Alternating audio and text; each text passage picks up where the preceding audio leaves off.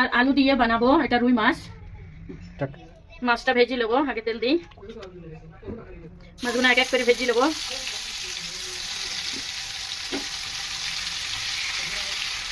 ভালো করে ভেজে নেবো মাছটা। মাছগুলো উল্টো পাল্টে দেবো, এবার পাল্টে দেবো এক এক করে। ভাজা হয়েছে এক সাইড।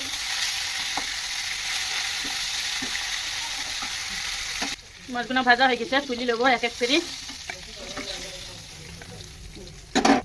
কালো জিরা, কালো জিরাটা দিলে ভালো হয় সবজিটাই। টমেটো কুচি,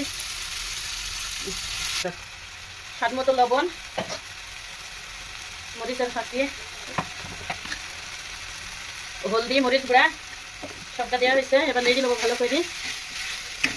নেড়ে দিয়া এবার পানি দিয়ে দেবো। আলুগুলা দেবো। আলু আর ভেজে লিছি না, এরকম করে মাছের মাথা দিয়ে নেজা আছে, পিস আছে, ভালো লাগে তাই এটা দিয়েছি। মাছের মাথা আগে দিয়েছি, সিদ্ধ টাইম লাগবে, নাহলে আলু আগে সিদ্ধ হয়ে যাবে। এরপর পর মাছগুলো দিলাম। এবার আরও পানি দেবো মাছের মতন। এবার আস্তে আস্তে সিদ্ধ হবে, উল্টি পাল্টিয়ে সিদ্ধ করে নেবো মাছের মাথাটা। মাছ রান্না হয়েছে, এবার ধনিয়ার পাতা দেবো, দিয়ে নামিয়ে নেবো।